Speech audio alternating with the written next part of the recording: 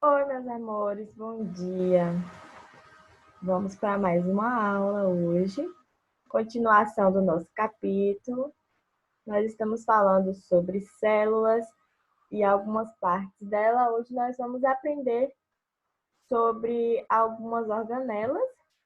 Nós já aprendemos muitas, nós já aprendemos aí retículo endoplasmático, complexo de Golgi, lisossomos.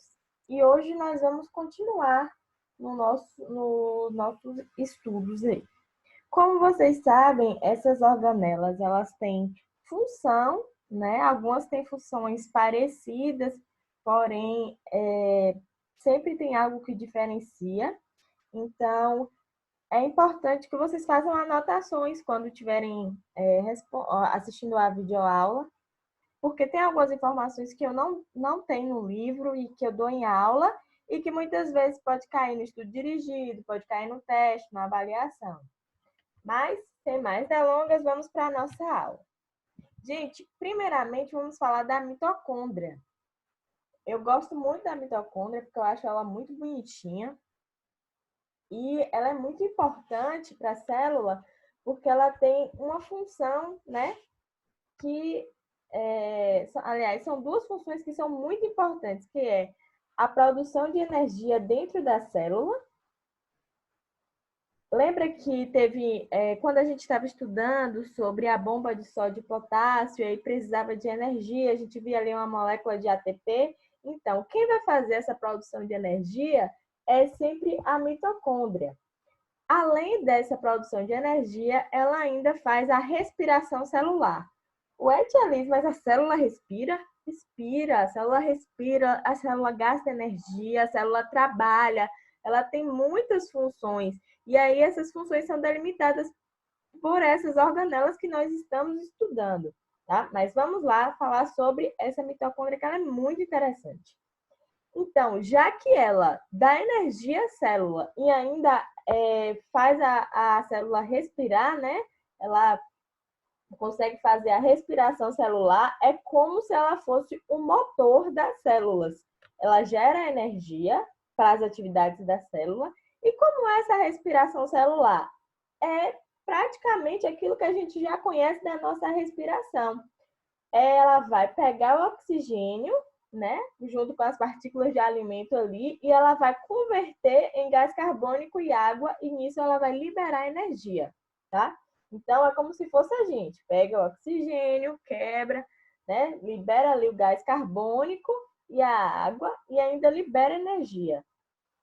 A quantidade de mitocôndrias de uma célula varia, né? Tem células que precisam de muita energia, então, nessas células que precisam de muita energia, elas vão ter muitas mitocôndrias. Como, por exemplo, as células do fígado, células cardíacas, fibras musculares, né? A gente precisa de energia para os nossos músculos, eles se movem através de energia. Então, a todo momento nós estamos andando, mesmo se a gente ficar parado, né? O nosso coração ele continua se mexendo. A gente tem músculos que continuam trabalhando.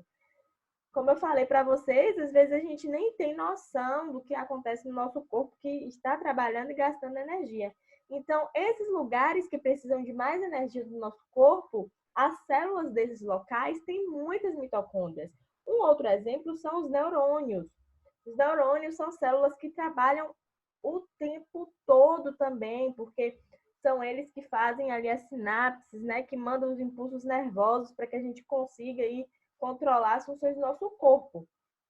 Então, essas células, como elas gastam muita energia, então elas têm muita mitocôndria, mais do que as outras células. Então, assim, não é, às vezes a gente faz um desenho ali, desenha 3, 4 mitocôndrias, não é sempre assim, tá? A quantidade de mitocôndrias das células sempre varia. Um fato muito interessante, gente, sobre a mitocôndria é a origem dela, tá?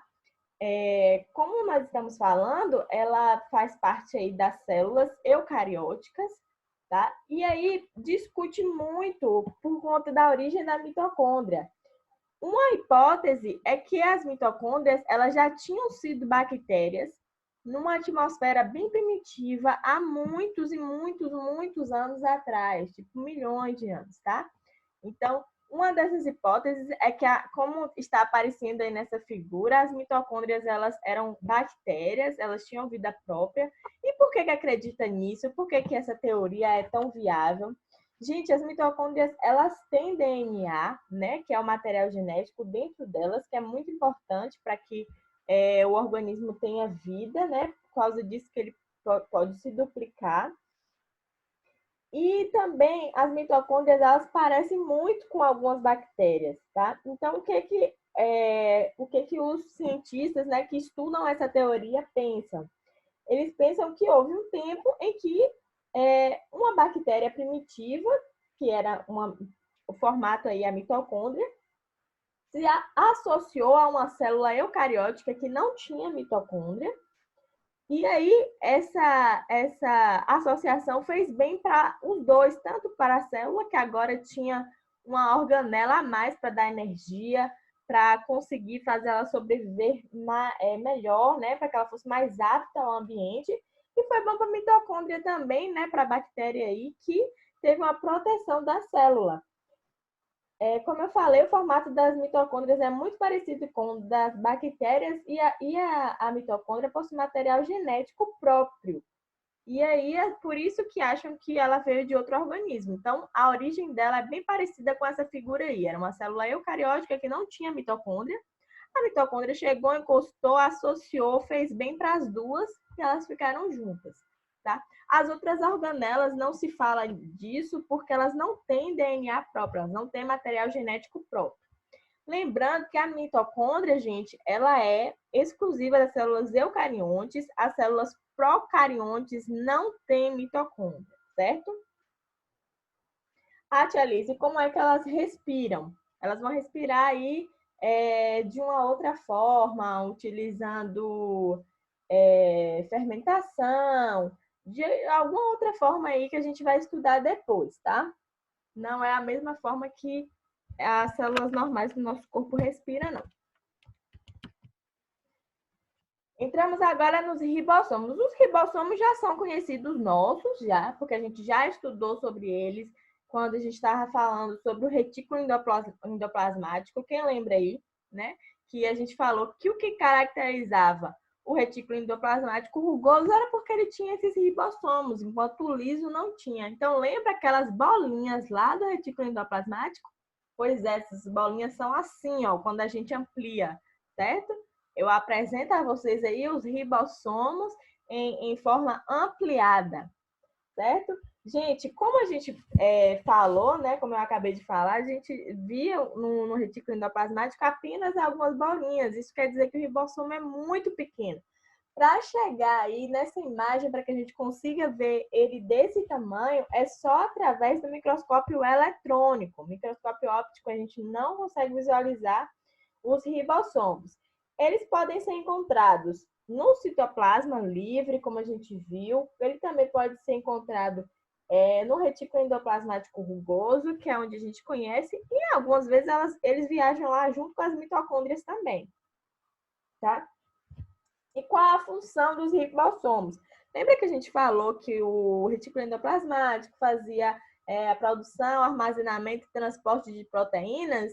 Os ribossomos eles se associam ali ao retículo endoplasmático rugoso justamente porque ele faz a síntese, ou seja, ele faz a produção, né? A síntese e produção de proteínas, certo? Esse processo ele é controlado pelo RNA, que é o ácido ribonucleico, que a gente vai estudar mais na frente, tá? Vamos lá. Centríolos já é conhecido nosso, né? O centríolo já é um conhecido nosso. Como a gente pode ver aí, relembrar, né? Nós falamos dos microtúbulos que juntos com outros filamentos formam o citoesqueleto da célula. E aí, gente, como a gente pode ver aí, o conjunto desses microtúbulos formam quem aí, né? Os nossos centríolos. E aí eu até comentei com vocês que no dia da nossa aula, que os centríolos eles eram responsáveis pela divisão celular. Então, eles podem ser encontrados próximos ao núcleo, tá? E eles estão presentes em células eucarióticas, assim como as mitocôndrias, certo? Então, todas as células eucarióticas possuem mitocôndrias e possuem centríolos. Porém, algumas células eucarióticas aí vão apresentar uma exceção, certo? Que são os fungos e plantas com sementes não têm os nossos centríolos. Eles, como eu falei, são importantes na divisão celular, eles separam os cromossomos e também, gente, eles são responsáveis pela origem dos filamentos que a gente conheceu, que são cílios e flagelos. Lembra aí que a gente falou dos cílios que tinha no paramécio, né? E o flagelo, que um exemplo que a gente deu foi o espermatozoide, para que eles consigam se locomover, tá? Muito fácil esse assunto, né? É só você anotando aí as funções, que é importante, muito importante, e decorar mesmo. Mas é um assunto que não é difícil. Vamos lá. Vamos falar sobre os cloroplastos. Quando a gente fala de cloroplasto, a gente já pensa em quem? Na clorofila. Quem é que tem clorofila? Plantas, né? Algas também tem, mas a gente sempre pensa nas plantas. Então, vamos falar um pouco sobre esses cloroplastos. Eles estão em células vegetais. Então, células animais, gente, não vai ter cloroplasto, tá? A célula animal não vai ter cloroplasto. Apenas as células vegetais. E elas estão presentes em algas também, porque algumas não. As algas fazem fotossíntese. O Etialis, mas as algas não são plantas? Não, elas não são. Algas são diferentes de plantas, estão em reinos diferentes até. Quando a gente vai estudar lá na frente o reino plant mesmo, que é o reino das plantas, a gente aprende que as algas não estão no reino plant. Então, continuando. A função dos cloroplastos é, como vocês já devem ter imaginado e lido aí no meu slide, né? É realizar a fotossíntese. Então, vai ser muito fácil a gente lembrar do cloroplasto, porque, ó, lembrou do cloroplasto, lembrou da clorofila, lembrou de plantas. As plantas fazem o quê? Fotossíntese, certo? E a produção de energia também. A cor verde dos vegetais é caracterizada por quem, gente? Pela clorofila, como nós já falamos. Né? A clorofila ela está dentro dos cloroplastos e aí ela absorve a luz solar e transforma em energia. E esse processo, né, de absorver a luz solar e transformar em energia, que é a fotossíntese, é o processo onde elas produzem o seu próprio alimento. Quem produz o próprio alimento é chamado de autótrofo ou autotrófico, certo? Então, todas as vezes que eu falar assim de seres autotróficos, são seres que produzem o seu próprio alimento. Eles pegam a luz solar e transformam em energia. Ah, tia Liz, mas eu não faço minha comida? Sim, você faz sua comida, mas ela vem ali de um outro lugar, né? Vem dos animais, a gente se alimenta de outros animais, a gente se alimenta dos seres autótrofos, que são as plantas, mas a gente não fica ali paradinho no sol, recebendo a energia, recebendo a luz solar e consegue transformar isso em energia para as nossas células. A gente não consegue. Por isso, nós somos heterótrofos, não somos autótrofos, não produzimos o nosso próprio alimento, a gente pega um alimento já pronto. E aí a gente melhora na cozinha, né? O alimento. Mas a gente só melhora, a gente não produz.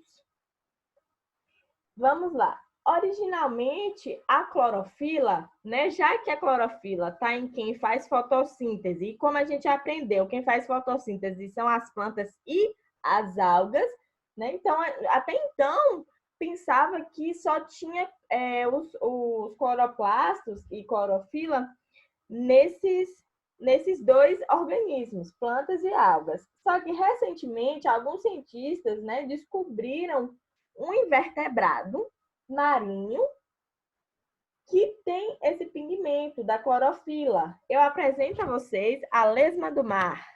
Olha ela aí, parece até uma folha, né, gente? Essa parte daí de cima é estranhazinha, parece a cabeça de um touro.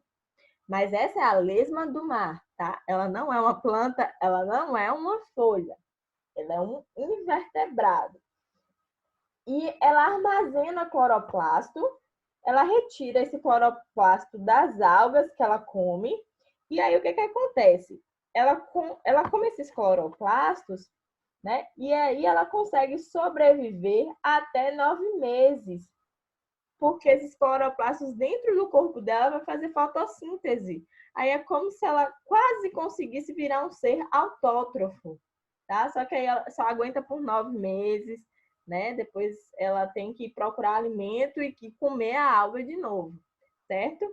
É um ser muito interessante. Se a gente comer a planta, o cloroplasto na gente não adianta, não vai fazer nada. Mas nessa lesma aí, ela consegue fazer isso, tá? Então, os cloroplastos, né, elas são absorvidos pelas células digestivas e aí realiza a fotossíntese e outras substâncias nutritivas. Ela também é capaz de incorporar ao seu material genético genes da alga. E também, gente, ela pode ainda passar para os seus descendentes. Isso é muito interessante. Eu achei muito interessante esse negócio, tá? Isso não acontece no reino animal, no reino plant.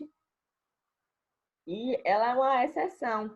Isso só serve para nos mostrar o quão pouco, né, nós conhecemos do mundo, né? Até que essa lesma fosse encontrada, sempre falamos que a fotossíntese quem fazia era só as plantas, depois as plantas e as algas. Agora tem essa lesma. Mesmo que ela faz uma fotossíntese meio roubada, né? Porque ela comeu ali a alga e só dura 9 meses, mas é uma exceção. Então, isso nos deixa assim. Um conselho, talvez, para a gente, de que a gente ainda não conhece, né? Tudo. Que sempre tem mais coisas para conhecer, que os nossos conhecimentos, eles não são eternos, né? Sempre pode mudar. Vamos lá. Agora nós vamos falar sobre os vacúolos, que também é muito interessante. Às vezes a gente observa, né, a célula animal e vegetal, e a gente vê que na vegetal ela tem um vacúolo muito grande. E a gente pensa que ela só vai ter na célula vegetal, que ela não tem na animal. E tem, gente, porque existem 3 tipos de vacúolos e a gente vai estudar. Deixa eu só voltar aqui para a capa do nosso slide. Aqui, né? Vocês podem ver aí na célula animal, não tem esse vacúolo. Olha o tamanho desse vacúolo aqui, ó, da célula vegetal. Então, às vezes, a gente até pensa, né, que seria como se fosse, talvez, os cloroplastos, né? A célula vegetal tem cloroplasto e a célula animal não tem. Mas as duas têm vacúolos. A diferença é que tem 3 tipos de vacúolos. Mas vamos falar lá sobre eles. O vacúolo, ele tem tamanho variado e ele é revestido por membrana. Eles são organelas que são originadas, gente, a partir do retículo endoplasmático ou do complexo Golgiense. Então, ela vem lá do complexo de Golgi que a gente falou, lá que os vacúolos são originados. Então, quando a lhes perguntar, né, vocês já sabem a resposta. Como são capazes de realizar funções diferentes, eles são classificados em 3 tipos de vacúolos, que são os vacúolos digestivos, os contráteis, que também são chamados de pulsáteis, e os de armazenamento. Gente, os vacúolos digestivos, a gente já falou sobre eles, tá? Lembra que a gente estava estudando sobre fagocitose, né? Que fazia ali a célula, ela pegava alguma partícula e ela fazia tipo uma bolsinha, né, para ficar, e aí aqui ela separava, vinham os lisossomos que a gente falou, e aí ela separava aquilo que prestava, ficava dentro dela no vacúolo digestivo, e aquele que não prestava, né, ia embora, certo? Então a gente já falou sobre o vacúolo. Eles estão presentes em células especializadas em realizar fagocitose, né, como amebas, leucócitos. As regiões que englobam o material a ser digerido se acoplam aos lisossomos, que a gente falou lá um pouquinho sobre os lisossomos. E aí as partículas úteis atravessam o vacúolo e vão para o citosol, enquanto os resíduos são liberados. Quando esse vacúolo se funde à membrana, libera seu conteúdo no meio extracelular. eu já falei, quem quiser, quem tiver alguma dúvida pode perguntar, a gente pode voltar lá na outra aula, né? Mas é como se fosse esse saquinho aí, tá? Que vai fazer a digestão daquilo que o lisossomo, ele, né, ajudou ali a capturar, tá? Vamos lá agora falar dos vacúolos contráteis ou pulsáteis. Gente, esses vacúolos, eles estão presentes em protozoários. Esse aqui já é um conhecido nosso, esse protozoário, tá? Ele é um paramécium, que a gente já falou. Nós falamos aonde, tia Liz, quando a gente falou sobre os cílios. Olhem aí os cílios ao redor dele, tá vendo? Então, eles... Gente... Ai, aqui minha setinha sumiu. Pronto. Então, os paramécios, eles são importantes também. Nós vamos repetir porque eles têm os vacúolos contráteis ou pulsáteis. Os vacúolos, já nesse paramécio aqui, ele vai ter outra função. Ele não é mais vacúolo digestivo. Ele vai ser responsável pelo equilíbrio hídrico celular. Isso quer dizer que ele vai ser responsável, gente, pela osmose. Lembra que a gente falou, né, sobre a osmose, que a água, ela sempre vai para onde tem uma maior quantidade de soluto. E aí a célula, ela pode murchar ou ela pode inchar, né? Depende do caminho da água. Então, esse equilíbrio aí, para que a água não entre, assim, muito na célula, né? A célula vai ser danificada se a água entrar. Quem vai fazer esse limite vai ser o vacúolo contrátil do paramécio, certo? Então, essa organela, ela tem no paramécio. As nossas células eucarióticas, elas vão ter o vacúolo digestivo. Aqui agora vem o vacúolo de armazenamento que a gente conhece, que a gente vê logo na célula vegetal, porque ele é muito grande, ele é enorme, ele é totalmente diferente dos outros. E por que ele é enorme, gente? Porque ele é um vacúolo de armazenamento, tá? Eles são encontrados em células vegetais, reservam vários tipos de substância, tanto como função nutritiva quanto de defesa. Então, dentro dele vai ter carboidrato, vai ter proteína, vai ter alguns pigmentos e às vezes até toxinas. Mas, tia Liz, toxina não faz mal? Então, tem algumas plantas que usam as toxinas para se defender. Então, fica guardadinha aí dentro das células, dentro do vacúolo, tá? Em células jovens, esses vacúolos são menores. E aí, quando eles são jovens, gente, eles são menores e são muitos. Aí, à medida que a célula ela vai envelhecendo, eles se juntam para virar um vacúolo grande, certo? A nossa aula de hoje foi bem pequenininha. Na nossa próxima aula, a gente vai falar sobre o núcleo. E aí a gente encerra o capítulo 6, tá? Páginas aí 96, 97, 104, 105. Dá muito bem para fazer nessas aulas. Dá tempo de sobra, inclusive. Me enviar foto, todo mundo já sabe. E atenção, gente. Eu vou repetir isso amanhã, mas é para que vocês já fiquem cientes. Nós vamos ter o nosso teste dia 30/4, que vai ser o capítulo 3 e 4, certo?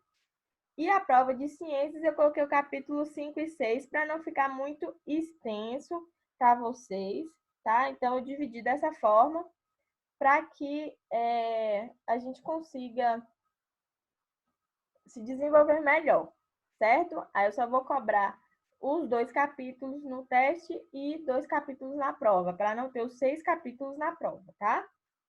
Então, a nossa aula fica por aqui, meus amores. Beijos. Vão lá arrasar na tarefa e me entregar, tá?